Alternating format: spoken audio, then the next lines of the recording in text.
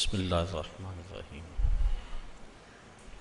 الحمد للہ رب العالمین والصلاة والسلام علی سید الانبیاء والمرسلین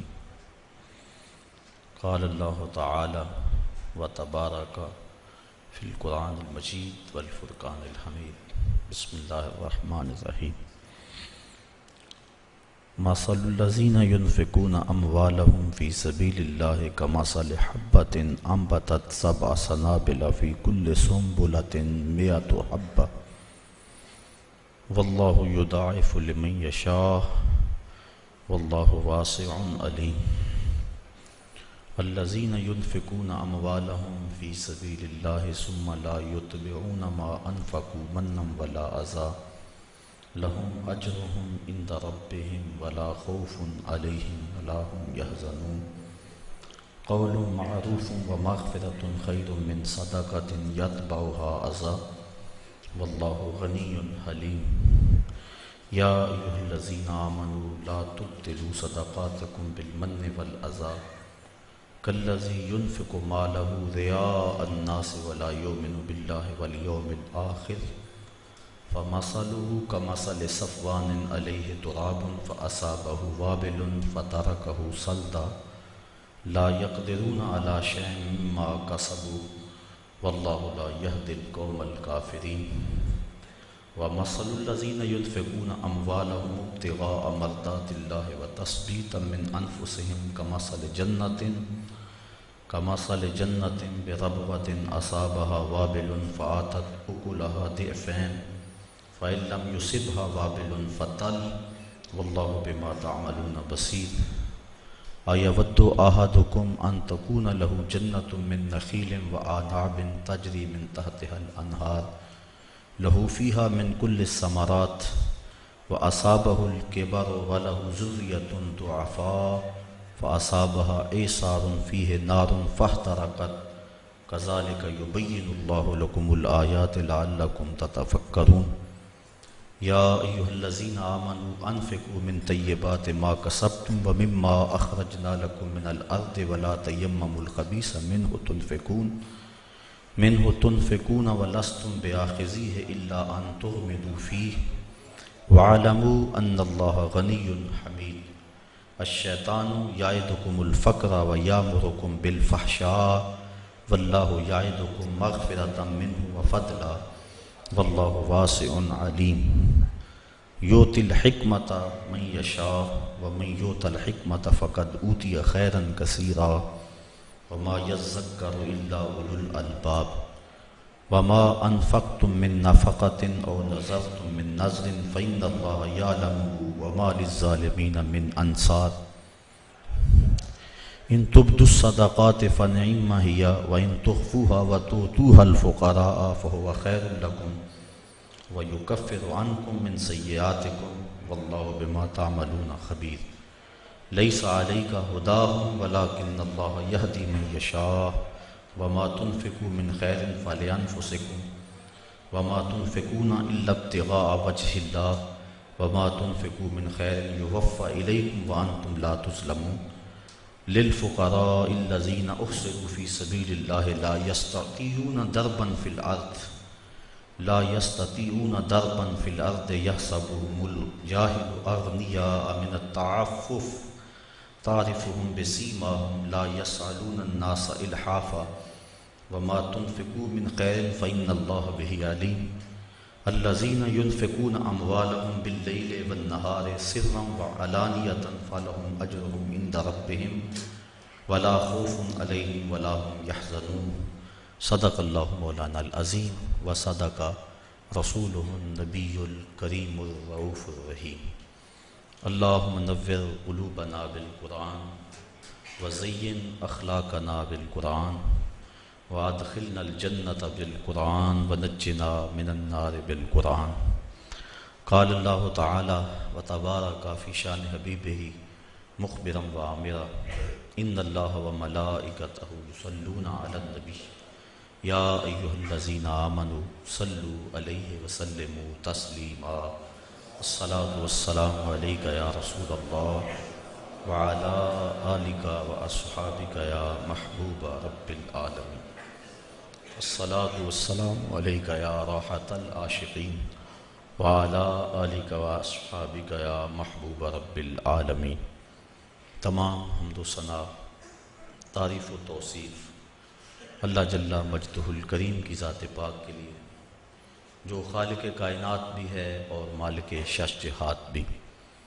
اللہ جل وعلا کی حمد و ثنا کے بعد حضور نبی اکرم شفیع امم رسول محتشم نبی مکرم اللہ کے پیارے امت کے سہارے رب کے محبوب دانائے غیوب مالک رقاب امم فخر عرب و عجم والی کون و مکان سیاہ لا مکان سید انس و جاں سرور لالا رخاں نیر تاباں سر نشین مہوشاں ماہ خوباں شہنشاہ حسینہ تتمائے دوراں سر خیل زہرہ جمالاں جلوائے صبح ازل نور ذات لم یزل باعث تکوین عالم فخر آدم و بنی آدم نیر بطحا رازدار ما اوہا شاہد ما طغا صاحب علم نشرہ معصوم آمنہ احمد مجتبیٰ حضرت محمد مصطفیٰ صلی اللہ علیہ وسلم کے حضور ناز میں اپنی عقیدتوں ارادتوں اور محبتوں کا خراج پیش کرنے کے بعد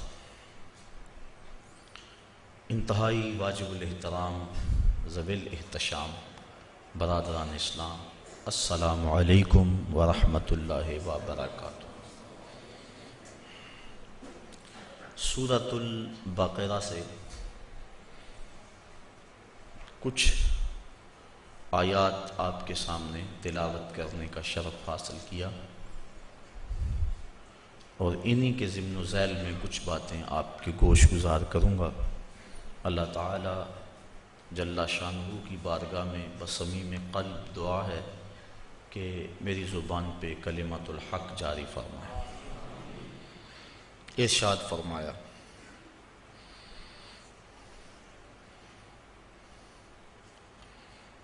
مثل الذین ینفقون اموالہم فی سبیل اللہ، ان لوگوں کی مثال جو اپنے مال اللہ کی راہ میں خرچ کرتے ہیں، کا مثل حبۃ، ایک ایسے دانے کی طرح ہے، انبتت سبع سنابل، جس نے 7 بالیں اگائیں، فی کل سنبلۃ مئۃ حبہ، اور ہر بال میں 100 دانے ہیں، واللہ یضاعف لمن یشاء، اللہ جس کے لیے چاہے بڑھا دے دگنا کر دے، واللہ واسع علیم، اور اللہ تعالی وسعت اور علم والا ہے۔ راہ خدا میں مال خرچ کرنے کی ترغیب دی گئی اور ایک مثال کے ساتھ سمجھایا گیا، جس طرح زمین کی کوکھ میں کسان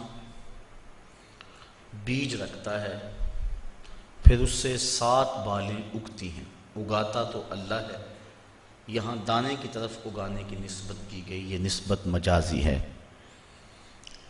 تو ہر بال میں 100 دانے، ایک بویا 700 مل گئے۔ اسی طرح اللہ کی راہ میں ایک خیرات کرو گے، اللہ 700 عطا فرمائے، اور فرمایا اگر وہ چاہے تو اس سے بھی بڑھا دے۔ قرآن مجید نے مختلف مقامات پر راہ خدا میں خرچ کرنے کے اجر و ثواب کا تذکرہ فرمایا۔ کہیں فرمایا کہ کوئی میرے راستے میں 1 لائے گا تو میں 10 گنا دوں گا، یہاں فرمایا کہ 700 گنا، اللہ چاہے تو اس کو بھی دوہرا کر دے، اس کو بھی 2 گنا کر دے۔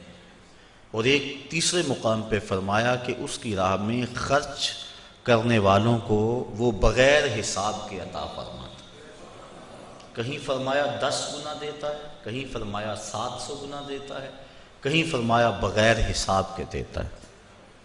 تو علماء تفسیر فرماتے ہیں جو اس کی راہ میں حساب سے دے اللہ تعالیٰ اس کو حساب سے اس کا اجر دیتا ہے، اور جو اس کے راستے میں یوں ہی بے حساب دے اللہ اسے بھی بے حساب اجر عطا فرماتا ہے۔ دوسری بات علماء فرماتے ہیں یہاں خلوص کی بات ہے کہ جتنا گڑ ڈالیں گے اتنا ہی میٹھا ہوگا، جس کا جتنا خلوص ہے اللہ اسے اتنا عطا فرمائے گا، کسی کو 10 گنا، کسی کو 700 گنا، اور جس کا خلوص بہت سارا ہے اللہ اسے بغیر حساب کے عطا فرماتا ہے۔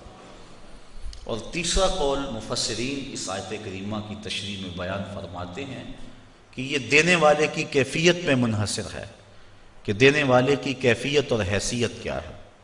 مثال کے طور پہ ایک شخص کروڑ پتی ہے، وہ راہ خدا میں ایک فقیر کو 2 روٹیاں دیتا ہے، اور ایک متوسط حیثیت کا مالک ہے وہ بھی راہ خدا میں 2 روٹیاں دیتا ہے، اور ایک جس کے پاس کل کائنات 2 روٹیاں ہیں اور کچھ ہے ہی نہیں، فقیر آ گیا اس نے بھی 2 روٹیاں دے دی، تو دی تینوں نے 2 روٹیاں، لیکن ہر ایک کی حیثیت کا فرق ہے۔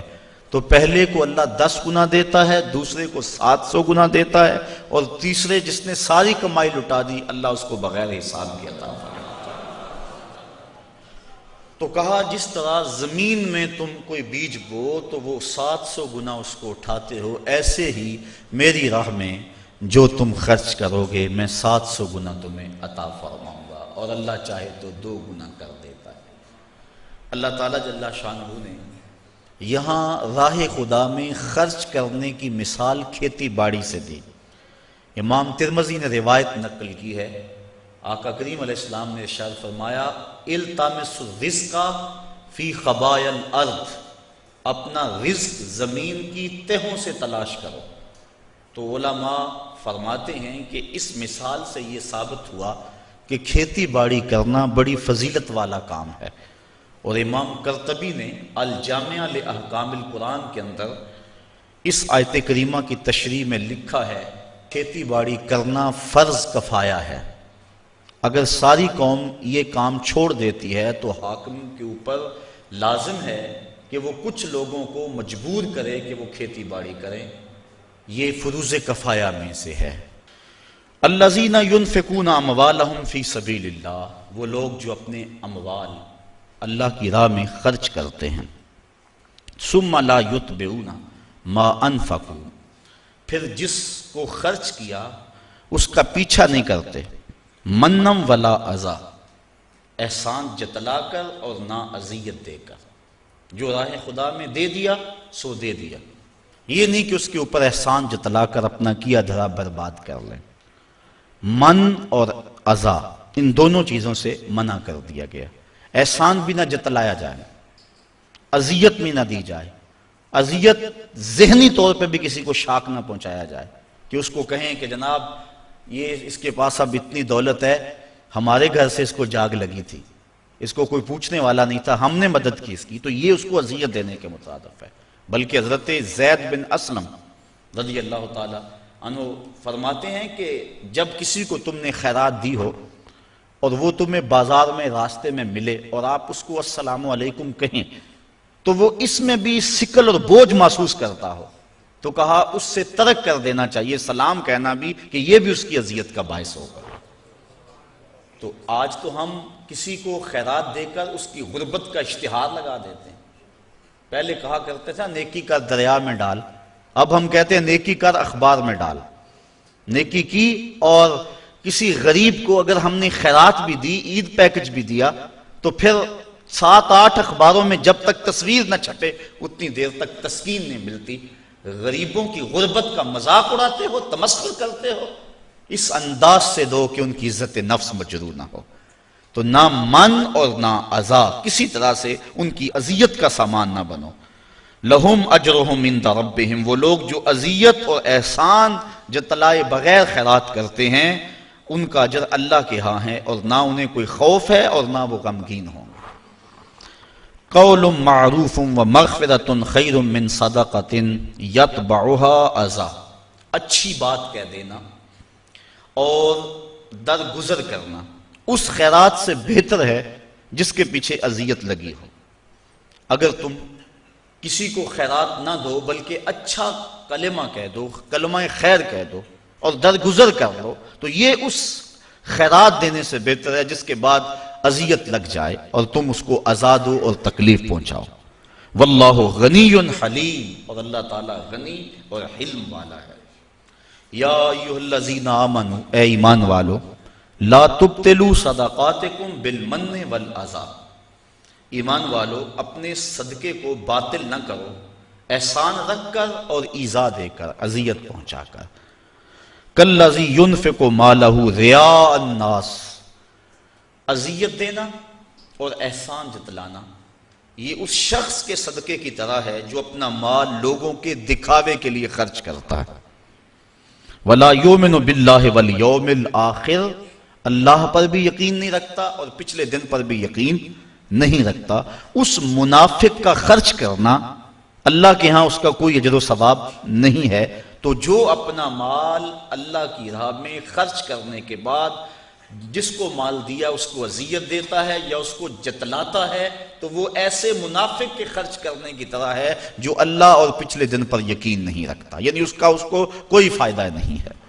تو ریاکاری کے لیے خرچ کیا گیا مال، اس کی مثال اللہ تعالیٰ نے دی کہ فَمَثَلُهُ كَمَثَلِ صَفْوَانٍ، اس کی مثال ایک ایسے چٹیل پتھر کی طرح ہے، ایسے چٹان کی طرح ہے، علیہ تراب، جس کے اوپر مٹی پڑی ہو، فَأَصَابَهُ وَابِلٌ، تو اس پر زوردار پانی پڑے، می برسے، فَتَرَكَهُ صَلْدًا، تو اس کو بالکل چٹیل پتھر چھوڑ دے۔ اب مٹی پڑی تھی، لگتا تھا اس کے اوپر کچھ اگے گا، لیکن جب بارش پڑی تو وہ ساری مٹی اس سے اتر گئی اور بالکل پتھر کا پتھر رہ گیا اور اس کے اوپر کوئی چیز نہ رہی۔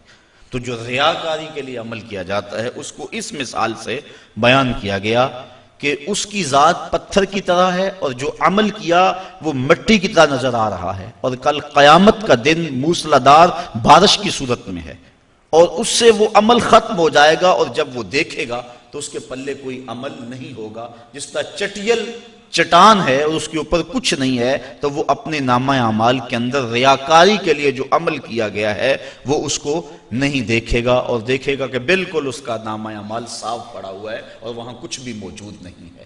وہ گمان کرتا تھا میں نے یہ کیا یہ کیا یہ کیا، لیکن یہ بھول گیا تھا کہ سب کچھ ریاکاری کے لیے کیا، لوگوں کے دکھلاوے کے لیے کیا۔ تو کل قیامت کے دن نامہ اعمال میں وہ نیکیاں تلاش کرے گا تو وہ نیکیاں نہیں ملیں گی۔ ریاکاری کو شرک اصغر کہا گیا، کسی عمل کو شرک نہیں کہا گیا ریاکاری کے علاوہ، یہ چھوٹا شرک ہے۔ اللہ کے علاوہ کسی اور کی رضا جوئی کے لیے، کسی اور سے داد لینے کے لیے، کسی اور سے نفع حاصل کرنے کے لیے بندہ عمل کرتا ہے، تو اس کو شرک کہا گیا۔ حدیث میں آتا ہے کل قیامت کے دن ایک شہید، ایک عالم قاری اور ایک سخی، تینوں کو اللہ کی بارگاہ میں پیش کیا جائے گا اور وہ اپنے اچھے اعمال کی اللہ سے جزا چاہیں گے۔ شہید کہے گا میں نے اپنی جان جیسی متاع عزیز تیری بارگاہ میں قربان کر دی۔ اللہ تعالیٰ ارشاد فرمائے گا تو نے اس لیے جان قربان کی کہ لوگ تجھے بہادر کہیں، 100 لوگوں نے کہہ لیا میرے لیے تو نے جان قربان نہیں کی، لہٰذا میرے ہاں تیرا کوئی اجر نہیں ہے۔ پھر عالم کہے گا میں نے تیرا قرآن پڑھا، لوگوں کو سنایا، ساری زندگی خدمات دین کرتا رہا، اللہ تعالیٰ ارشاد فرمائے گا کہ تو نے اس لیے کیا کہ لوگ تجھے داد دیں، تیری شہرت ہو، تیری عزت بڑھے، وہ بڑھ گئی۔ دنیا نے تجھے بڑا پروٹوکول دیا، بڑا اعزاز دیا، بڑی تکریم دی، میرے لیے تو نے یہ سب کچھ نہیں کیا تھا، لہٰذا میرے ہاں تیرا کوئی اجر نہیں ہے۔ پھر اس کے بعد سخی پیش ہوگا، عرض کرے گا مالک میں نے اپنی دولت تیری بارگاہ میں پیش کر دی، دولت کا خرچ کرنا نفس پہ انتہائی شاق ہے، تو میں نے اس کو تیری راہ میں خرچ کیا، مجھے اس کا صلہ اور اس کی جزا دی جائے۔ اللہ تعالیٰ ارشاد فرمائے گا تو نے دولت اس لیے خرچ کی کہ لوگ تجھے سخی کہیں، تیری سخاوت کی دھوم مچے، تیری سخاوت کی دھوم مچ گئی، تجھے سخی کہا گیا، تو بڑا سماجی کارکن کہلایا، لیکن تو میری رضا کے لیے نہیں کیا تھا، لوگوں سے داد وصول کرنے کے لیے یہ سب کچھ کیا تھا، اخبار میں تیری تصویریں بھی چھپی، تجھے میڈل بھی دیے گئے، تجھے اعزاز و تکریم سے بھی نوازا گیا، تجھے سخی کہا گیا، تو نے میرے لیے یہ کچھ نہیں کیا تھا، لہٰذا میرے پاس تیرے اس عمل کی کوئی جزا نہیں ہے۔ تو اس طرح فرمایا کہ سخی بھی، شہید بھی اور وہ قاری بھی جو اللہ کی بارگاہ میں اپنے عمل لے کے پیش ہوں گے، ان کو کوئی جزا نہیں دی جائے گی۔ مومن جو عمل کرتا ہے اس کا مقصد اللہ کی رضا ہونا چاہیے تو اجر ہے، ورنہ پانی کے اوپر لگائی گئی لکیر کی طرح کچھ بھی نہیں ہوتا، وہ عمل ضائع ہو جاتا ہے۔ تو اللہ تعالیٰ جل شانہ نے فرمایا کہ ایسے ہے اس ریاکار کی مثال جس طرح پتھر کے اوپر گرد پڑی ہو اور موسلادھار بارش برسے تو وہ گرد ختم، پتھر کا پتھر۔ اسی طرح وہ سمجھتا ہے کہ میرے نامہ اعمال میں یہ نیکی ہے، لیکن جب قیامت کا دن آئے گا تو نامہ اعمال میں کوئی نیکی موجود نہیں ہوگی، پھر ڈاڈا پچھتاوا ہوگا۔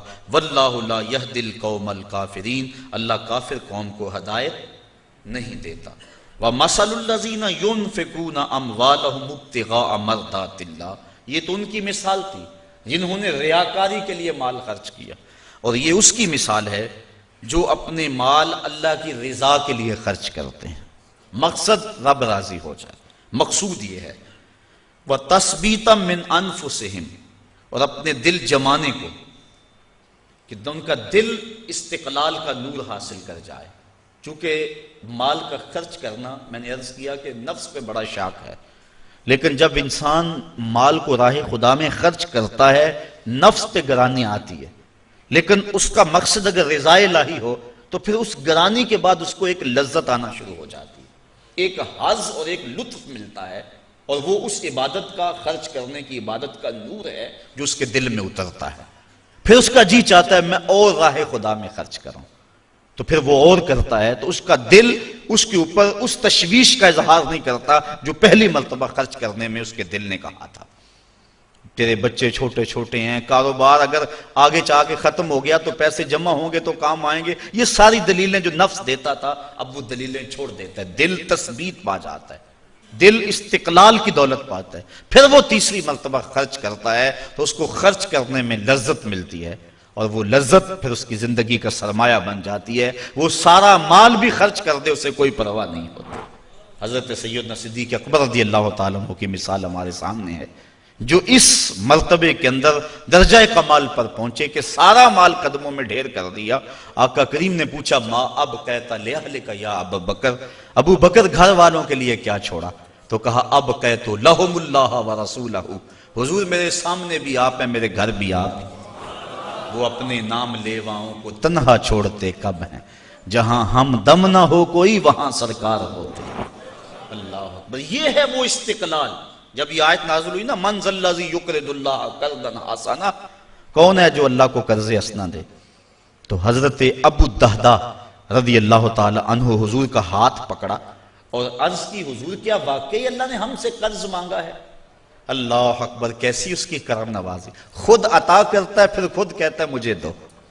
اللہ اکبر، یہ اس کی کرم نوازی۔ غریب کے لیے بھی آزمائش ہے، اس کو غربت دی، وہ صبر کر کے دکھائے، اور امیر کے لیے بھی آزمائش ہے، اس کو دولت دی کہ وہ راہ خدا میں خرچ کر کے اس آزمائش میں پورا نکلے۔ جس کو دولت دی گئی وہ سوچے کہ میرے اندر کیا کمال دھرا تھا کہ مجھے دولت دے دی گئی۔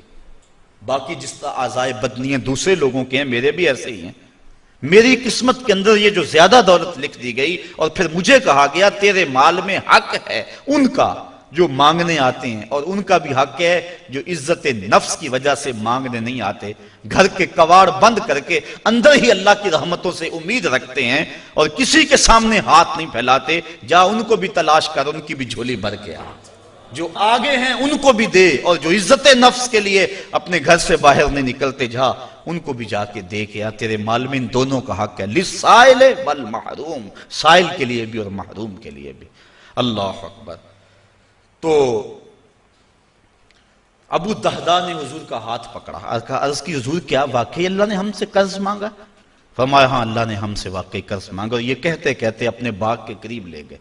700 کھجوروں کے درخت تھے ان کے باغ میں، اور کھجور کا درخت جب لگایا جائے کتنی دیر کے بعد پروان چڑھتا ہے، تو باغ کے مالک کی جان ہوتی ہے ان درختوں میں، اور درخت بھی 700، اور کل کمائی ہے بھی یہی، وہی باغ ان کا تھا، اس میں ان کی رہائش تھی، بچے بھی تھے۔ اب اس کے قریب کھڑے ہو کے عرض کی اگر واقعی اللہ نے ہم سے قرض مانگا ہے تو پھر آپ گواہ بن جائے سودے کے، یہ باغ میں نے اللہ کو قرضے میں دے دیا۔ ان کی بیوی اور ان کے بچے اس باغ میں رہائش پذیر تھے اور کوئی ان کا سرمایہ نہیں تھا. تو اب وہ باغ کے اندر نہیں جا رہے، اس باغ کے کنارے کھڑے ہو کے کہتے ہیں یا امت دہدا اخرجی، اے دہدا کی امی بچوں کو لے کر جلدی جلدی باہر آ جاؤ، یہ باغ اب ہمارا نہیں رہا، یہ ہم نے اللہ کو قرضے میں دے دیا. اس پاک باز نیک سیرت خاتون نے یہ نہیں کہا کہ ابو دہدا آگے ہم کس مکان میں جائیں گے، آگے کوئی انتظام کیا ہے، بلکہ اس نے جلدی جلدی اپنا سامان سمیٹا، بچوں کو لیا، باغ سے باہر آئی اور پھر کہتی ہے رابحہ بیعو کا یا ابا دہدا، اے دہدا کہ ابو تو نے بڑا نفع والا سودا کر لیا، تو نے بڑے نفع والا سودا کر لیا ہے. یہ وہ تھے جو حضور کی درس گاہ کے طالب علم تھے. تو راہ خدا میں خرچ کرنے سے دل کو تکلیف نہیں ہوتی، دل کو تشویش نہیں ہوتی، بلکہ دل قرار پاتا ہے. تو جب خدا کی راہ میں خرچ کر کے دل کو تشویش پہنچے تو سمجھو دل کو استقلال کی دولت نہیں ملی. اور جب راہ خدا میں خرچ کر کے سکون کے قافلے اترنے شروع ہو جائیں، رقص کرنے لگے اور باطن میں کیفیات اور نور و نکھت کی بارش ہونے لگے تو سمجھ لو کہ میری خیرات میرے مالک نے قبول فرما لی اور یہ میں نے خالص اس کی رضا کے لیے ایسا کیا تھا. تو کہا کہ وہ لوگ جو اپنے مال اللہ کی رضا کے لیے وَتَثْبِيتًا مِّنْ أَنفُسِهِمْ اور اپنے دل کے استقلال کے لیے، اپنے دل کو ثابت کرنے کے لیے، جمانے کے لیے خرچ کرتے ہیں، کَمَثَلِ جَنَّةٍ اس خرچ کرنے کی مثال ایسے باغ کی طرح ہے بِرَبْوَةٍ جو اونچی جگہ پر ہے، أَصَابَهَا وَابِلٌ جس کو موسلا دار بارش پڑی، اونچی جگہ پہ محلے وقوع اور بارش بھی موسلا دار، فآتت اکلہا ضعفین تو اس کا پھل پھر دگنا آئے گا. اس کی مثال جس نے تثبیت قلب کے لیے اور اللہ کی رضا کے لیے مال خرچ کیا. فَإِن لَمْ يُصِبْهَا اگر اس کو وہ موسلادھار بارش نہ بھی پہنچے، فَطَلٌ تو اوس کا پڑنا، شبنم کے قطروں کا گرنا ہی اس کے پھل لانے کے لیے کافی ہوگا.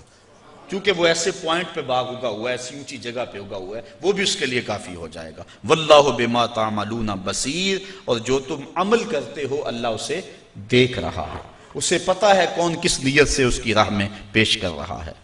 آیا ود احدکم ان تکون لہ جنۃ من نخیل وعناب تجری من تحتها الانہار. اب پھر اس کی مثال پیش کی جانے لگی ہے جو ریاکاری کے لیے اپنے عمل کو، اپنے مال کو پیش کرتا ہے، مال بھی ہاتھ سے گوایا اور فائدہ بھی کچھ نہ کیا. اس کی مثال دی، کیا تم میں سے کوئی یہ پسند کرتا ہے؟ یہ استفہام انکاری ہے، یعنی کوئی پسند نہیں کرتا. کیا ان تکون لہ جنۃ کہ اس کا ایک باغ ہو، من نخیل وعناب کھجوروں کا اور انگوروں کا، تجری من تحتها الانہار اس باغ کے نیچے نہریں بہتی ہوں، پانی بھی وافر ہو، لہو فیہا من کل الثمرات اور اس شخص کے لیے اس باغ میں ہر طرح کا پھل موجود ہو، وَأَصَابَهُ الْكِبَرُ اور جس کا باغ ہے اس کو بڑھاپا آ لے، وہ بوڑھا ہو جائے، باغ جوان ہو گیا، بندہ بوڑھا ہو گیا. وَلَهُ ذُرِّيَّةٌ ضُعَفَاء اور اس کے بچے چھوٹے چھوٹے ہیں، بچے چھوٹے ہیں، آپ بوڑھا ہے، باغ جوان ہو گیا اور باغ میں بھی ہر شے ہے. پھر کیا ہوا؟ فَأَصَابَهَا عِصَارٌ تو اس باغ میں ایک ہوا کا بگھولا داخل ہوا، فیہ نار جس بگھولے میں آگ تھی، فاحترقت تو وہ باغ جل گیا. بندہ بوڑھا ہے، بچے چھوٹے ہیں، باغ پروان چڑھا ہوا تھا اور ایسی آگ آئی کہ باغ جل گیا. بتائیے اس شخص کی حالت کیا ہوگی؟ بوڑھا ہے، آگے باغ لگا نہیں سکتا، بچے کام اٹھا نہیں سکتے، باغ زندگی بھر کی کمائی تھی وہ جل گیا، اسے آسرا تھا اس باغ پر، بتاؤ اس کی کیا کیفیت ہوگی؟ کہا ایسے ہی جو شخص ریاکاری کے لیے مال خرچ کرتا ہے وہ سمجھتا ہے میرے نیکیوں کا باغ ہے، کل قیامت کے دن ملے گا، لیکن جب اس دن دیکھے گا تو وہ باغ جلا ہوا ہے. تو جس طرح اس شخص کی حالت ہوتی ہے اللہ نے مثال سے سمجھایا کہ اس کی حالت وہ ہوگی کہ میں نے ریاکاری کے لیے مال خرچ کیا اور مجھے اس کا کوئی صلہ بھی نہ ملا. کذالک یبین اللہ لکم الآیات لعلکم تتفکرون اللہ تعالیٰ اسی لیے اپنی نشانیاں بیان کرتا ہے تمہارے لیے تاکہ تم غور و فکر کرو. ایک درہم بھی خرچ کرنے لگو تو دیکھو کہ دل میں ریا تو نہیں آ رہی. بڑی محنت سے پیسہ کمایا جاتا ہے، خون اور پسینے کی کمائی ہوتی ہے اور اس کو یوں ہی نہ اڑا دو. بلکہ تم نے مال جیسی متاع وارنی ہے اس کے راستے میں، تو پہلے اپنے دل کو مخلص کر لو، خلوص کے ساتھ 1 درہم بھی دو گے تو اللہ وہ بھی قبول فرمانے والا ہے۔ اس لیے ایسا نہ ہو کہ تم سب کچھ برباد کر بیٹھو۔ یا ایھا الذین آمنوا، اب پہلی بات یہ ہے کہ خلوص سے خرچ کیا جائے۔ ان آیات کے اندر ریا سے بچنے، من و اذا سے بچنے، یعنی نہ دکھلاوے کے لیے عمل کرے، راہ خدا میں خرچ کرے، نہ احسان جتلانے کے لیے خرچ کرے، اور نہ ہی خرچ کرنے کے بعد جس کو دیا اس کو کوئی کسی قسم کی اذیت پہنچائے، ذہنی اذیت بھی اس کو نہ دے۔ اور اب جو خرچ کر رہا ہے یہ اگر کیفیات ہو گئی تو اب خرچ کر رہا ہے تو خرچ کرے کون سا؟ یا ایھا الذین آمنوا، اے ایمان والو، انفقوا، خرچ کرو، من طیبات، پاکیزہ چیزوں میں سے، ما کسبتم، جو تم نے کمائی، وَمِمَّا أَخْرَجْنَا لَكُم مِّنَ الْأَرْضِ، اور جو کچھ زمین سے نکالا گیا، جو کچھ ہم نے تمہارے لیے زمین سے نکالا، یعنی یہاں عشر کے وجوب پر دلیل ہے کہ جو بارشی پانی سے کھیتی سیراب ہو اس سے 10واں حصہ دینا واجب ہے، اور جو ٹیوب ویل سے یا خرید کر پانی جس کو لگایا گیا اس سے 20واں حصہ دینا واجب ہے۔ آج کل کثرت کے ساتھ ذمہ دار عشر نہیں دیتے، اسی وجہ سے ان کے اندر برکت نہیں ہے، اور اپنے مال کے اندر جو صدقہ ہے فصل کا اس کو شامل کر کے اپنا سارا مال خراب کر بیٹھتے ہیں۔ تو ان کے اوپر لازم ہے کہ وہ عشر دیں، اور جنہوں نے کمایا ہے ان کو بھی کہا کہ اپنی کمائی سے اللہ کے راستے کے اندر خرچ کریں۔ اب ذرا غور فرمائیں کہ اس کو کہا من طیبات ما کسبتم، جو تم نے کمایا پاکیزہ چیزوں میں سے وہ راہ خدا میں دو۔ اس پاکیزہ کی تشریح میں علماء فرماتے ہیں 3 چیزیں، ایک تو عمدہ، دوسرا وہ پاک ہو، فی نفس ہی پاک ہو، مثال کے طور پہ مردار ہے، اس کو راہ خدا میں خیرات کرنا چاہو تو خیرات نہیں ہوگی کیونکہ وہ پلید ہے۔ دوسرا پاک ہو اور حلال طریقے سے کمایا گیا ہو، طیب طریقے سے۔ بکری ہے، پاکیزہ ہے، اس کو راہ خدا میں خیرات کرنا چاہو ہو سکتی ہے، لیکن ہے چوری کی ہے حلال، لیکن جو ذریعہ ہے اس کے حاصل کرنے کا وہ حلال نہیں ہے، تو اس کا بھی صدقہ خیرات نہیں دی جائے گی۔ جس طرح کہ رشوت کے پیسوں سے لوگ قربانی دیتے ہیں، بڑی عید کے موقع پہ جگہ جگہ ناکے لگے دیکھے، میں نے ایک دن پوچھا کہ یہ کیا ماجرا ہے، کہنے لگے آج کل انہوں نے تو قربانی دینی ہے نا، تو وہ قربانی جو کسی سے چھین کر یا کسی کا حق غصب کر کے یا رشوت لے کے یا 2 نمبر مال سے دی جائے تو وہ بھی قبول نہیں ہے۔ تو یہ بات ذہن میں رکھیں، طیب کی تشریح کے اندر علماء نے 3 چیزیں بیان فرمائی، ایک حلال ہو، حلال طریقے سے کمایا گیا ہو، پھر عمدہ ہو، جب راہ خدا میں خرچ کرنے لگو تو یہ نہیں ہے کہ ردی راہ خدا میں خرچ کر دو۔ اللہ تعالیٰ نے آگے فرمایا وَلَا تَيَمَّمُوا الْخَبِيثَ مِنْهُ، تم خبیث چیز اس کی راہ میں دینے کا ارادہ نہ کرو، تنفقون، کہ تم خرچ کرو اس کو، وَلَسْتُمْ بِآخِذِيهِ، حالانکہ تم اس خبیث کو خود لینا پسند نہیں کرو گے، إِلَّا أَن تُغْمِضُوا فِيهِ، مگر اس کے اندر اگر تم چشم پوشی کر کے وہ لے لو تو وہ الگ بات ہے، لیکن کھلی آنکھوں سے تم اس کو قبول کرنے کو تیار نہیں ہوگے۔ تو جب خدا کی راہ میں کوئی چیز دینا چاہو تو یہ نہیں کہ جو چیز بڑھ گئی اس کو جو ہے وہ خیرات کر دو، جو چیز کسی کام کی نہیں ہے اور کسی استعمال میں نہیں آ رہی ہے چل اس کو دے دو۔ کہا جب اس کی راہ میں دینا چاہو تو عمدہ کا قصد کرو، بلکہ اللہ تعالیٰ نے 4 پارے کے آغاز میں فرمایا لن تنالوا البر حتى تنفقوا مما تحبون، اتنی دیر تک تم نیکی کی روح کو نہیں پہنچ سکتے جب تک اس مال سے خرچ نہ کرو جس کو تم خود پسند کرتے ہو۔ یعنی 2 چیزیں ہیں، ایک تم دینا چاہتے ہو، ایک رکھنا چاہتے ہو، ایک اپنے لیے رکھنا چاہتے ہو۔ تو جو اپنے لیے پسند کیا، جس کا انتخاب اپنے لیے کیا، جب تک اس سے نہ خیرات کرو نیکی کی حقیقت تمہیں نصیب نہیں ہوگی۔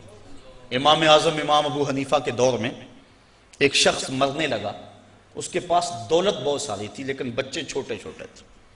اس نے تھیلے کے اندر سونا ڈالا کہ یہ کسی کے سپرد کر جاؤں کہ میرے بچے بڑے ہوں تو ان کو دے دے۔ سوچا غریب کو دیا تو وہ سنبھال نہیں سکے گا، بچوں کو دیا تو وہ ضائع کر دیں گے۔ ایک دوست تھا اس کا امیر ترین، اس کو کہا کہ میاں یہ سونا اور تھیلا ہے، ساتھ وصیت نامہ لکھا، جب میرے بچے بڑے جوان ہو جائیں، بالغ ہو جائیں تو جو تیرا جی چاہے ان بچوں کو دے دینا۔ یہ اس نے وصیت کی اور وہ سب کچھ اس کے سپرد کیا۔ بچے جوان ہوئے، اس نے لوگوں کو بلایا، بچوں کو بلایا، سونا تھیلا سب کچھ سامنے رکھا، وصیت نامہ پڑھا کہ ان کے باپ نے جب مرتے ہوئے مجھے یہ سونا تھیلے میں ڈال کر دیا تو ساتھ یہ وصیت نامہ لکھ کر دیا کہ جب میرے بچے جوان ہوں گے جو تیرا جی چاہے بچوں کو دے دینا۔ تو اس نے سونا اپنے پاس رکھ لیا اور خالی تھیلا بچوں کو دے دیا۔ اب سارے کہیں ظلم ہوا ہے، یتیموں کے ساتھ ظلم ہوا ہے، لیکن کریں کیا کہ وصیت نامہ ہی ایسا تھا، نہ عدالتی چارہ جوئی ہو سکتی ہے، نہ اس کو کہا جا سکتا ہے، سارے کہیں ظلم ہوا۔ علماء سے پوچھا، کہا ظلم ہوا، لیکن کیا کہا جا سکتا ہے؟ وصیت نامہ کے اندر بات ہی ایسی تھی کہ اس نے زیادتی کی ہے اور سب کچھ خود رکھ لیا۔ امام اعظم امام ابو حنیفہ سراج الامہ امام الائمہ، آپ کی خدمت میں لوگ حاضر ہوئے کہ یوں یتیموں کے ساتھ یہاں زیادتی ہوئی، لیکن وصیت نامے کی عبارت اس طرح کی تھی، اس لیے کوئی بول بھی نہیں سکتا، آپ کو ارشاد فرمائیں۔ کہا دوبارہ سب لوگوں کو جمع کر لو، اسے بھی بلا لو، بچوں کو بھی بلا لو۔ بلا لیا گیا، کہا میاں وصیت نامہ پڑھو۔ وصیت نامہ پڑھا گیا کہ یہ سونا ہے، تھیلے میں ڈال کے تجھے دے رہا ہوں، جب میرے بچے جوان ہو جائیں گے جو تیرا جی چاہے وہ بچوں کو دے دینا۔ آپ نے فرمایا پھر پڑھو، اس نے پھر پڑھا۔ کہا اب تم بتاؤ کہ تمہارا جی سونے کو چاہ رہا ہے یا تھیلے کو چاہ رہا ہے؟ اس نے کہا میں تو سونا رکھنا چاہتا ہوں۔ کہا وصیت نامہ پڑھو، وصیت میں ہے جب بچے جوان ہوں گے جو تیرا جی چاہے وہ بچوں کو دے دینا۔ اب تیرا جی تو سونے کو چاہ رہا ہے اور وصیت میں لکھا بھی یہ ہے کہ جو تیرا جی چاہے وہ بچوں کو دے دینا، لہٰذا سونا دینا، بچوں کو تھیلا رکھ خود۔ تو امام اعظم نے اس طرح ان یتیموں کی مدد فرمائی تو کہا لن تنالوا البر حتی تنفقوا مما تحبون، تم اتنی دیر تک نیکی کی حقیقت کو نہیں پہنچ سکتے جب تک اس کو تم اللہ کی راہ میں خیرات نہ کرو جس کو تم خود پسند کرو۔ اللہ مما تحبون، تو انسان اس کو راہ خدا میں خیرات کرے جس کو خود پسند کرتا ہے۔ اور آگے فرمایا وَعَلَمُوا، اور جان لو ان اللہ غنی حمید، اللہ غنی بھی ہے اور سراہا ہوا بھی ہے، اسے تمہارے مالوں کی ضرورت نہیں ہے، وہ ان غریبوں کو خود بھی تو دے سکتا تھا نا، تمہاری ڈیوٹی لگائی کہ تم دینا، وہ خود بھی تو دے سکتا تھا، لیکن یہ تمہاری آزمائش، ان کی آزمائش اور تمہاری آزمائش۔ اب دیکھتے ہیں کون اپنی آزمائش میں پورا نکلتا ہے۔ الشیطان یعدکم الفقر ویامرکم بالفحشاء، شیطان تمہیں اندیشہ دلاتا ہے محتاجی کا، اگر تم نے اللہ کی راہ میں دیا تو تم محتاج ہو جاؤ گے، تمہارے پاس اتنی دولت نکل جائے گی۔ وَيَأْمُرُكُمْ بِالْفَحْشَاءِ، اور تمہیں بے حیائی کا حکم دیتا ہے۔ بے حیائی سے یہاں مراد علماء تفسیر فرماتے ہیں بخل ہے، کنجوسی ہے، اور کنجوسی کو بے حیائی اس لیے کہا گیا کہ اس سے بڑی کیا بے حیائی ہوگی کہ غریب نانے شبینہ کو ترستا ہو اور امیر دولت کو سنبھال کے بیٹھ جائے، یہ بے حیائی نہیں ہے تو اور کیا ہے؟ وہ کیا کسی نے کہا تھا گندم امیر شہر کی ہوتی رہی خراب، بچی مگر غریب کی فاقوں سے مر گئی۔ تو اس سے بڑی بے حیائی کیا ہوگی کہ ایک گھر میں گھی کے چراغ جلتے ہوں، ایک گھر کے اندر فضول خرچیوں پر مال لنڈھائے جا رہے ہوں، اور دوسری طرف بیوہ کی یتیم بچیاں گھر میں بوڑھی ہو رہی ہوں، اور کوئی ان کا رشتہ قبول نہ کرتا ہو کہ ان کے پاس دینے کے لیے کچھ نہیں ہے، اور ہم پیسے اڑا دیں اپنے نفس کی خواہش کے لیے جو ہے وہ لاکھوں روپے خرچ کریں اور اپنی گلی میں ان غریبوں اور یتیموں کا لحاظ رکھیں، تو اس سے بڑی بے حیائی اور کیا ہو سکتی ہے؟ اس لیے اللہ تعالیٰ نے بخل کو جو ہے وہ فحشاء کے ساتھ تعبیر کیا کہ شیطان تمہیں بے حیائی کا حکم دیتا ہے۔ واللہ یعدکم مغفرۃ منہ وفضلا، اور اللہ تمہیں مغفرت کا اور اپنی جناب سے فضل کا وعدہ دیتا ہے۔ تم اس کی راہ میں خرچ کر کے تو دیکھو وہ تمہارے گناہوں کو معاف کر دے گا، اور جب تم اس کی راہ میں خرچ کرو گے تو اس کا فضل ہوگا، یعنی تمہارا مال کم نہیں ہوگا۔ عقل یہی کہتی ہے، شیطان بھی یہی وعدہ دیتا ہے۔ اکاؤنٹنٹ سے پوچھو تو وہ بھی کہتا ہے کہ اتنے خرچ کرو گے تو اتنے کم ہوں گے، کیلکولیٹر بھی یہی حساب دیتا ہے، لیکن اللہ کہتا ہے میں وعدہ دیتا ہوں فضل کا، تم خرچ کر کے دیکھو تمہارے مال بڑھا دوں گا۔ اور میں ایک مثال دیا کرتا ہوں، پرانے دور میں یہ ہم نے بھی دیکھا ہوا دور کہ کنویں سے پانی نکال کر کھیتوں کو ہم سیراب کیا کرتے تھے، پھر دیکھتے دیکھتے ٹیوب ویل آ گئے تو ان سے پانی ہم اپنے کھیتوں کو دینے لگے۔ وہ جو کنویں تھے ان کو باقاعدہ بند نہیں کیا، لیکن اب کہیں کوئی پرانا کنواں ہو تو وہاں جا کر دیکھو، ایک تو پانی بہت نیچے جا چکا ہے، دوسرا ڈول ڈال کر نکالو گے تو گندا ہو چکا ہے، سونگو گے تو بدبودار ہو چکا ہے۔ پانی وافر تھا، شفاف تھا، کثیر تھا، پاکیزہ تھا، لیکن اب وہی پانی نیچے بھی چلا گیا، نہ اس کی فراوانی رہی، نہ اس کی تازگی رہی، نہ اس کا وہ شفاف پن رہا۔ کیوں؟ اس لیے کہ جب وہ کنواں اپنا فیض باہر دیتا تھا، نیچے سے سوتے پھوٹتے تھے، جتنا لٹاتا تھا اللہ اور دے دیتا تھا۔ جب اس نے باہر دینا چھوڑ دیا، اللہ نے اس کو عطا کرنا چھوڑ دیا۔ اس لیے اس کی راہ میں دیتے جاؤ گے، اللہ خزانوں کے منہ تمہارے لیے کھول دے گا، تمہارے مال میں خدا کی راہ میں دینے سے کبھی کمی نہیں آئے گی۔ اگر کسی کا مال کم ہوا ہے، کاروبار لوگوں کے دیکھیں ہم نے، بڑے بڑے کاروبار ہوتے ہیں بعد میں ختم ہو جاتے ہیں، تلک الایام نداولها بین الناس، دن پلٹتے رہتے ہیں، آج اور کل کیفیت اور۔ اس کی وجہ یہ نہیں ہے کہ اس نے راہ خدا میں لٹایا تو اس لیے ایسا ہوا، اس کی وجہ اور ہے۔ اس لیے راہ خدا میں جتنا مرضی مال دو گے کم نہیں ہوگا، بلکہ اللہ تعالیٰ وعدہ دیتا ہے کہ تم اس کے راہ میں دو گے، تمہارا مال بھی بڑھا دوں گا اور تمہاری بخشش بھی فرما دوں گا۔ اللہ اکبر۔ یؤتی الحکمت من یشاء، یہ ساتھ ہی ذکر تھا مال کے خرچ کرنے کا، یہاں ذکر حکمت کا کر دیا، وہ جسے چاہے حکمت دے دیتا ہے۔ مطلب کیا؟ راہ خدا میں خرچ کرنے کا جذبہ، یہ بڑی دانائی کی بات ہے۔ وَمَن يُؤْتَ الْحِكْمَةَ فَقَدْ أُوتِيَ خَيْرًا كَثِيرًا، اور جس کو حکمت دی گئی اس کو بہت ساری بھلائی دی گئی۔ وَمَا يَذَّكَّرُ إِلَّا أُولُو الْأَلْبَابِ، اور نہیں نصیحت پکڑتے مگر عقل والے۔ بے وقوف نصیحتیں نہیں پکڑتے، عقل والے نصیحتیں پکڑتے ہیں۔ وَمَا أَنفَقْتُم مِّن نَفَقَةٍ أَوْ نَذَرْتُم مِّن نَذْرٍ، اور جو تم خرچ کرو یا کوئی نظر مانو، بے شک اللہ فَإِنَّ اللَّهَ يَعْلَمُهُ، بے شک اللہ اسے جانتا ہے۔ وَمَا لِلظَّالِمِينَ مِنْ أَنصَارٍ، اور ظالموں کا کوئی مددگار نہیں ہے۔ إِن تُبْدُوا الصَّدَقَاتِ فَنِعِمَّا هِيَ، اگر تم صدقے ظاہر کرو تو اللہ اسے جانتا ہے۔ فَنِعِمَّا هِيَ، تو وہ تمہارے لیے بہتر ہیں۔ وَإِن تُخْفُوهَا، اگر تم انہیں چھپا لو۔ وَتُؤْتُوهَا الْفُقَرَاءَ، اور غریبوں کو فقراء کو دو۔ فَهُوَ خَيْرٌ لَكُمْ، تو وہ بھی تمہارے لیے بہتر ہے۔ یعنی اگر تم صدقوں کو ظاہر کر کے دو تو یہ بھی بہتر، اگر چھپا کے دو تو یہ بھی بہتر۔ امام غازی تفسیر کبیر کے اندر اسی آیت کریمہ کے تحت 5-6 چیزیں بیان فرمائی کہ صدقہ کب چھپا کے دینا چاہیے اور کب ظاہر دینا چاہیے۔ گفتگو وہ لمبی ہے، میں ایک بات عرض کروں کہ اجازت چاہوں گا اور بات آگے بڑھاؤں گا۔ 2 طرح سے جو ہے وہ صدقہ دیا جاتا ہے، ظاہر اور پوشیدہ، اور اس میں اگر کسی شخص کو آپ دے رہے ہیں، کسی ذات کو دے رہے ہیں، تو پھر اس وقت مستحب اور بہتر یہ ہے کہ آپ چھپا کے دیں۔ کسی کی مدد ذاتی طور پہ کر رہے ہیں، غریب ہے، بیوہ ہے، یتیم ہے، تو پھر اس کی غربت کا اشتہار نہ لگائیں، پھر بہتر ہے کہ چھپ کے دیں۔ اور آقا کریم نے فرمایا 7 اشخاص قیامت کے دن اللہ کے عرش کا ٹھنڈا سایہ پائیں گے جب کوئی سایہ نہیں ہوگا۔ ان میں ایک شخص یہ فرمایا وَرَجُلٌ تصدق بصدقۃ فاخفاها حتی لا تعلم شمالہ ما تنفق یمینہ، وہ آدمی جس نے تنہائی میں صدقہ دیا اور اتنا خفیہ دیا کہ جو دائیں ہاتھ نے کیا وہ بائیں کو خبر نہ ہو۔ فرمایا کل قیامت کے دن جب کوئی سایہ نہیں ہوگا، اللہ اسے اپنے عرش کا ٹھنڈا سایہ نصیب فرمائے، اور جو عرش کے سائے تلے ہوگا قیامت کی تکلیف سے محفوظ ہوگا، جو عرش کے سائے تلے ہوگا وہ قیامت کی پریشانیوں سے محفوظ ہوگا، جو عرش کے سائے تلے ہوگا اس کو جام کوثر ضرور دیا جائے گا، اور جو ایک گھونٹ بھی پی لے گا 50,000 سال کے دن میں اسے کبھی بھی پیاس نہیں لگے گی۔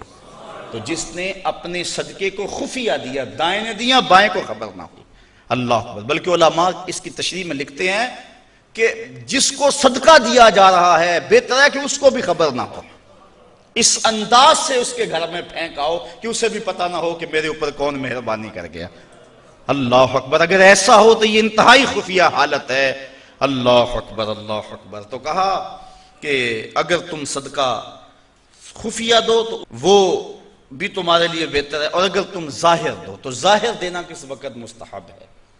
جس میں کسی شخص کی ذات کا معاملہ نہ ہو۔ مثال کے طور پہ مسجد کے لیے فنڈ مانگا جا رہا ہے، دارالعلوم کے لیے مانگا جا رہا ہے، کسی ہاسپٹل کے لیے مانگا جا رہا ہے، کسی اور رفاہی کام کے لیے مانگا جا رہا ہے، لہٰذا وہاں آپ اس نیت سے کہ اگر میں اٹھ کے اعلان کروں گا تو میرے دیکھا دیکھی کئی اعلان کریں گے، لہٰذا مدد ہو جائے گی۔ تو آقا کریم نے ایک مرتبہ جہاد کے لیے فنڈ مانگا تو ایک صحابی نے جلدی سے آغاز کر دیا، اس کو دیکھنے سے باقی بھی اٹھ کھڑے ہوئے، تو آقا کریم نے اس وقت فرمایا تھا من سنہ فی الاسلام میں سنتن حسنتن فلہ اجرہا، جس نے اسلام میں ایسے اچھے طریقے کو رائج کیا اللہ تعالیٰ اس کو اس کا اجر عطا فرمائے گا، اور اس کے دیکھا دیکھی جس نے اس کام کو کیا اللہ اس کا اجر بھی سے عطا فرمائے گا۔ تو اس نیت سے اگر ظاہر کر لیا جائے تو وہ زیادہ فضیلت والا ہے۔ دوسرا، اگر آپ خفیہ کی بجائے اعلانیہ کرتے ہیں تو اس سے آپ کے نفس پر ریاکاری کا امکان پیدا ہو جاتا ہے، تو پھر بہتر یہ ہے کہ ریاکاری سے بچنے کے لیے خفیہ صدقہ کیا جائے تاکہ اللہ تعالیٰ آپ کے اس عمل کی برکت آپ کو نصیب فرمائے، ورنہ ایسا ہوگا کہ ریاکاری سے سب کچھ برباد ہو جائے گا۔ آگے ارشاد فرمائے وَيُكَفِّرُ عَنْكُم مِّن سَيِّئَاتِكُم، اگر تم اللہ کی راہ میں چھپ کے یا ظاہر صدقہ کرو گے تو اللہ کے نزدیک وہ بہتر ہے، اور وہ اس سے تمہارے گناہوں کو اتار دے گا، یعنی صدقہ دینے سے جو ہیں وہ گناہ مٹتے ہیں۔ وَاللَّهُ بِمَا تَعْمَلُونَ خَبِيرٌ، اور جو تم کر رہے ہو اللہ اس کو دیکھ رہا ہے، نہیں کسی نے دیکھا، جس کو تم نے دیا اس نے بھی نہیں دیکھا، کسی کو نہیں کانوں کان خبر ہوئی، لیکن جس کے لیے دے رہے ہو وہ تو دیکھ رہا ہے۔ اللہ اکبر۔ یہ اپنی اپنی نیت پر منحصر ہے کہ کس کی نیت کیا ہے۔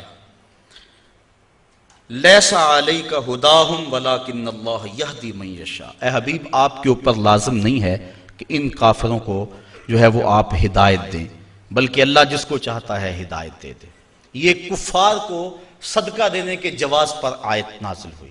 صحابہ صدقہ اپنا دیتے تھے، اپنوں کو مسلمانوں کو بھی، لیکن ان کے رشتہ دار کافر بھی ہوتے جو پریشان ہوتے، تو دل میں آتا یہ کافر ہیں، تو اللہ تعالیٰ نے اجازت دی کہ ان کو بھی آپ دے سکتے ہیں۔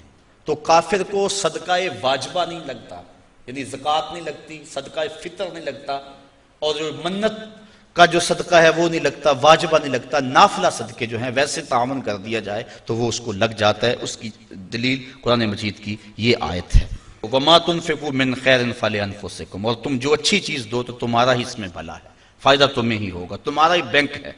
وَمَا تُنْفِقُونَ إِلَّا ابْتِغَاءَ وَجْهِ اللَّهِ، اور تمہیں خرچ کرنا مناسب نہیں مگر اللہ کی رضا چاہنے کے لیے۔ وَمَا تُنْفِقُوا مِنْ خَيْرٍ يُوَفَّى إِلَيْكُمْ، اور جو مال تم خدا کی راہ میں دو گے اس کا تمہیں پورا پورا اجر ملے گا۔ وَأَنْتُمْ لَا تُظْلَمُونَ، تمہارے سے ظلم نہیں کیا جائے گا، جتنا دیا اس کا پورا پورا اجر ملے گا۔ لِلْفُقَرَاءِ الَّذِينَ أُحْصِرُوا فِي سَبِيلِ اللَّهِ، یہ کہا کہ کافروں کو تم صدقہ دے سکتے ہو، لیکن فرمایا تمہارے صدقے کے زیادہ حقدار وہ ہیں، کون؟ لِلْفُقَرَاءِ الَّذِينَ، وہ فقیر لوگ، احسروا فی سبیل اللہ، جو اللہ کی راہ کے اندر رکے ہوئے ہیں۔ اس سے مراد احسروا فی سبیل اللہ سے مراد مفسرین نے اصحاب صفہ لیے ہیں۔ یہ 400 کے قریب صحابہ تھے، 300 سے لے کر 400 تک ان کی تعداد مختلف روایات میں آئی ہے، جو مسجد نبوی میں رہتے تھے۔ ان کا نہ کوئی گھر تھا نہ ان کے اہل تھے، بس سارا دن مسجد نبوی میں رہتے۔ حضور نے ان کے لیے ایک چبوترا بنوا دیا جس کو صفہ کا چبوترا کہا جاتا ہے، تو وہ اس پہ بیٹھے رہتے، حضور کے انتظار میں رہتے۔ آقا کریم آتے تو وہ حضور سے دین سیکھتے، بلا تعین اوقات حضور سے دین سیکھتے۔ کسی غزوے پر حضور ان کو چاہتے تو ساتھ لے جاتے، کسی سرایہ پہ بھیجتے تو وہ حضور کے حکم کی جو ہے وہ تعمیل کرتے۔ زیادہ کوشش کرتے کہ وہ لکڑیاں اکٹھی کر کے ان کو بیچ کر اپنے پیٹ کا گزارا کرتے، لیکن مصروفیت چونکہ تعلیم دین میں تھی تو وہ کمائی نہیں کر سکتے تھے۔ اللہ تعالیٰ جل شانہ نے یہاں باقاعدہ یہ بات ارشاد فرما دی، لا یستطیعون ضربا فی الارض، وہ زمین پر چل نہیں سکتے، یعنی باقاعدہ وہ کاروبار نہیں کر سکتے کیونکہ وہ دین کے علم کے لیے رکے ہوئے ہیں۔ کہا تمہارے صدقے کے زیادہ حقدار یہ طلباء ہیں، دین والے لوگ جو اپنا سب کچھ چھوڑ کے دین سیکھ رہے ہیں۔ یحسبہم الجاہل اغنیاء من التعفف، سوال نہ کرنے کی وجہ سے اس کو ناواقف آدمی سمجھتے ہیں یہ تو بڑے ٹھیک ٹھاک ہیں، یہ تو غنی ہیں، چونکہ ہر بندہ اندر نہیں جھانک سکتا۔ وہ کیا کسی نے کہا تھا نا، ہستی پلکوں کے نیچے غم بھی پلتے ہیں، ہستی پلکوں کے نیچے غم بھی پلتے ہیں، مگر کون دیکھتا ہے اتنی گہرائی میں۔ تو وہ بظاہر ان کے چہرے مورے ایسے ہیں کہ لگتا یہ ہے کہ یہ بڑے ٹھیک ٹھاک ہیں، ضرورت ہی نہیں ہے، لیکن مالداروں کے اوپر لازم ہے کہ ان کو بھی تلاش کریں جو مانگتے نہیں اور ان کے گھر جا کے ان کی اعانت کر کے آئیں۔ اللہ نے اپنے محبوب سے مخاطب کر کے کہا تعرفہم بسیماہم، محبوب تو ان کی پیشانیوں سے پہچان لیتا، لوگ نہ جانے تجھے تو پتہ ہے نا۔ حضرت ابو ہریرہ رضی اللہ تعالیٰ عنہ باہر آ کے بیٹھ گئے، کہتے مجھے بھوک بڑی لگی ہوئی تھی اور اتنی بھوک کہ گزارا نہیں ہو رہا تھا، بیٹھا نہیں جا رہا تھا۔ میں نے کہا کوئی آدمی گزرتا میرے چہرے کو دیکھ کے پہچان لے گا۔ پھر ایک صحابی آئے، میں نے ان سے ایک مسئلہ پوچھا، وہ مسئلہ بتا کے چلے گئے۔ دوسرے آئے، میں نے قرآن کی آیت کے بارے میں پوچھا، وہ بتا کے چلے گئے۔ پھر دل و قلب و نگاہ کے مرشد اولین آ گئے۔ میں نے حضور سے مسئلہ پوچھا، حضور نے کہا ابو ہریرہ بھوک لگی ہوئی ہے؟ میں نے کہا ہاں حضور بھوک لگی ہوئی ہے۔ پوچھا مسئلہ؟ آقا کریم میں بھوک لگی ہے؟ ہاں حضور بھوک لگی ہے۔ مسئلہ ہی یہی تھا۔ کہتے ہیں آ جاؤ میرے ساتھ آ جاؤ۔ پھر وہ روایت آپ علماء سے سنی کہ حضور اندر چلے گئے، اجازت دی۔ حضرت ابو ہریرہ فرماتے ہیں میں دیکھا دودھ کا ایک پیالہ پڑا، کہا ابو ہریرہ جاؤ جو صفہ پہ بیٹھے ان کو بھی بلا لاؤ۔ میں سوچا وہ تو 70 ہیں اور دودھ کا پیالہ ایک، لیکن حضور کا حکم تھا، میں بلا لایا۔ کہا اب ان کو پلاؤ۔ کہا پریشان تھا لیکن جب پہلے نے پیا ایک قطرہ بھی کم نہ ہوا۔ میں سمجھ گیا حوض کوثر کی نہروں سے کنیکشن جڑ گیا۔ کہا کہ ان سب کو پلاؤ۔ کہا ایک نے پیا، پھر دوسرے نے پیا، 70 آدمی دودھ پی گئے۔ اللہ اعلیٰ حضرت فرماتے ہیں ہاں جناب ابو ہریرہ کیسا تھا وہ جام شیر جس سے 70 صاحبوں کا دودھ سے منہ بھر گیا۔ اللہ اکبر۔ کہتے ہیں پھر حضور نے مجھے پلایا، کہا اور پیو اور پیو، حتیٰ کہ میں سراب ہوا، حضور اب نہیں پیا چاہتا۔ پھر آقا کریم کو پیالہ لیا۔ استاذ المکرم فرمایا کہ یہ تو دیکھتے ہو کہ ایک دودھ کا پیالہ 70 کے لیے کافی ہو گیا، یہ بھی تو دیکھو کونین کا سردار اور 70 کا جھوٹا پی رہا، اس پہلو پہ بھی ذرا نظر جائے۔ اللہ اکبر۔ تو کہا محبوب تم تو جانتے ہو ان کے چہروں سے، اللہ اکبر، کہ وہ لوگوں سے سوال نہیں کرتے۔ لا یسألون الناس الحافا، وہ لوگوں سے لپٹ کر سوال نہیں کرتے، بڑے خوددار ہوتے ہیں۔ عموماً ایسے لوگوں کی تلاش بڑی ضروری ہے کہ جو لوگوں سے سوال نہیں کرتے، ورنہ ہم نے دیکھا ہے کہ جو لوگ مانگنے والے ہیں، سوال کرنے والے ہیں، وہ تو لاکھوں روپے جمع کر لیتے ہیں، اور جو بیچارے عزت نفس کا لحاظ رکھنے والے ہوتے ہیں ان تک کوئی بھی نہیں پہنچتا۔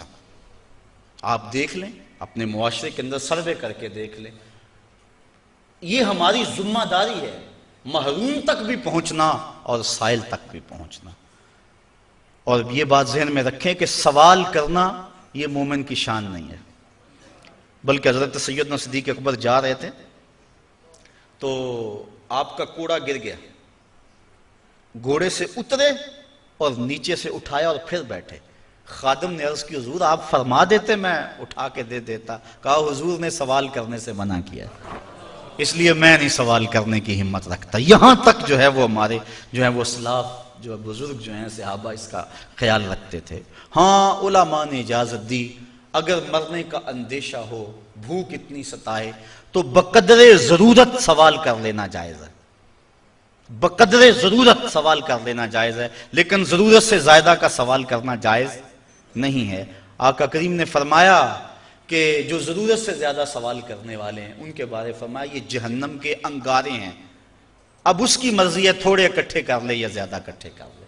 جو مال بڑھانے کے لیے فرمایا سوال کرتا ہے وہ جہنم کے انگارے اکٹھے کر رہا ہے، چاہے تھوڑے کر لے چاہے وہ زیادہ کر لے۔ اس لیے غربت اگر مل جائے اس کی آزمائش میں پورا اترنا چاہیے اور اپنی عزت نفس کو مجروح نہیں ہونے دینا چاہیے۔ وَمَا تُنْفِقُوا مِنْ خَيْرٍ فَإِنَّ اللَّهَ بِهِ عَلِيمٌ، اور جو تم خیرات کرو اللہ اسے خوب جانتا ہے۔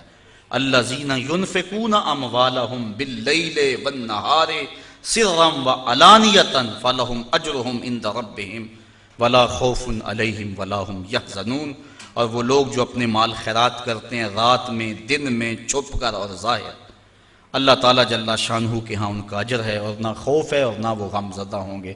حضرت علی المرتضیٰ کے پاس 4 درہم تھے، جب آپ نے یہ پڑھا کہ وہ رات کو کرتے ہیں، دن کو کرتے ہیں، چھپ کے کرتے ہیں، ظاہر کرتے ہیں، آپ نے 1 درہم دن کو خیرات کیا، 1 رات کو کیا، 1 چھپ کر کیا، 1 ظاہر کیا۔ کہا کہ ساروں میں میرا نام آ جائے، چھپ کر خیرات کرنے والوں میں بھی میرا نام آ جائے، ظاہر خیرات کرنے والوں میں بھی میرا نام آ جائے، دن میں خیرات کرنے والوں میں بھی میرا نام آ جائے، رات میں خیرات کرنے والوں میں بھی میرا نام آ جائے۔ اللہ اکبر کہا ان کا اجر ان کے رب کے ہاں ہے، ولا خوف علیہم ولا ہم یحزنون، اور اللہ تعالیٰ جل شانہ ان کو یہ اجر دے گا کہ نہ ان پر کوئی خوف اور نہ ان پر کوئی غم ہوگا، قیامت کے دن وہ امن اور طمانینت میں ہوں گے۔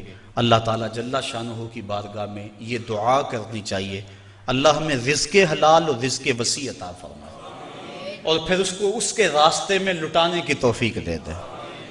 اور اگر غربت پہنچی ہے تو یہ بھی آزمائش ہے، اس غربت میں اپنی غربت کو تماشا بنانے سے ہم گریز کریں اور اس غربت میں صبر کریں۔ مومن جب کسی تکلیف میں صبر کرتا ہے، فرمایا اگر اس کے پاؤں میں کانٹا بھی چبھے اور اس پر جو تکلیف ہوتی ہے اس پر صبر کرے تو اللہ اس کے بدلے اسے جنت عطا فرمائے۔